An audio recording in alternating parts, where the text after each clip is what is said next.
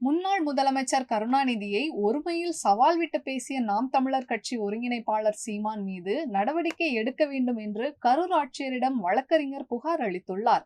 நாம் தமிழர் கட்சியினுடைய ஒருங்கிணைப்பாளர் திரைப்பட நடிகர் சீமான் என்பவர் சென்ற மாதத்தில் அவருடைய கட்சியைச் சேர்ந்த சாட்டை முருகன் என்பவர் சமீபத்தில் நடந்த விக்கிரவாண்டி தேர்தலின் பிரச்சாரத்தின் போது முத்தமிழர் கலைஞர் முன்னாள் முதல்வர் அவர்களை குறித்து அவதூறாக பேசினார். அதற்காக தமிழக அரசு நடவடிக்கை எடுத்து சாட்டை துரைமுருகனை கைது செய்தது. அதை குறித்து பேசிய சீமான் அவர்கள் சாட்டை துரைமுருகன் என்ன பேசினாரோ அதே வார்த்தைகளை நானும் பேசுகிறேன், முடிந்தால் என்னை கைது செய்து பார் என்று தமிழக முதலமைச்சர் அவர்களுக்கு சவால் விட்டு முன்னாள் முதல்வர் கருணாநிதி அவர்களை சதிகாரன் என்றும் கருணாகம் என்றும் காதகன் என்றும் பல்வேறு வகையிலே இழிவுபடுத்தி பேசினார். அது குறித்து சென்ற மாதம் நான் காவல்துறையில் ஒரு புகார் கொடுத்திருந்தேன். இருந்தாலும் தமிழக அரசு பெருந்தன்மையோடு அமைதி காத்து வந்தது.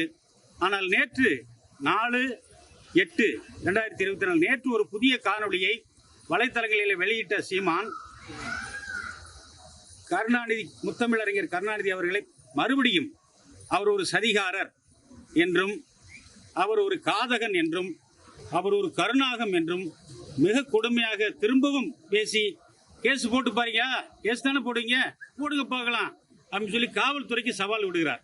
இவர் முதலமைச்சருக்கு சவால் விடுகிறார், காவல்துறைக்கும் சவால் விடுகிறார். இவர் திருந்துவதாக தெரியவில்லை. எனவே கண்டிப்பாக இந்த முறை முன்னாள் முதலமைச்சர் டாக்டர் கலைஞர் அவர்களை மிக கேவலமாக இழிவுபடுத்தி சண்டாளன் என்ற அவரை ஜாதியை இழிவுபடுத்தும் வார்த்தையை பயன்படுத்தியும் சதிகாரன் என்றும் கருணாகம் என்றும் காதகன் என்றும் வார்த்தையை பயன்படுத்தியிருக்கிற சீமான் மீது கண்டிப்பாக இந்த முறை வழக்கு பதிவு செய்ய வேண்டும் என்று கரூர் மாவட்ட ஆட்சித்தலைவரிடமும் கரூர் மாவட்ட காவல் கண்காணிப்பாளரிடம் கரூர் வழக்கறிஞர் தமிழ் ராஜேந்திரன் ஆகிய நான் இன்று 5/8/2024 புகார் கொடுக்கிறேன். நடவடிக்கை எடுக்கப்படும் என்று நம்புகிறேன். செய்திகளை உள்ளது உள்ளபடி தெரிந்து கொள்ள ரெஃப்ளெக்ட் நியூஸை சப்ஸ்கிரைப் பண்ணுங்க.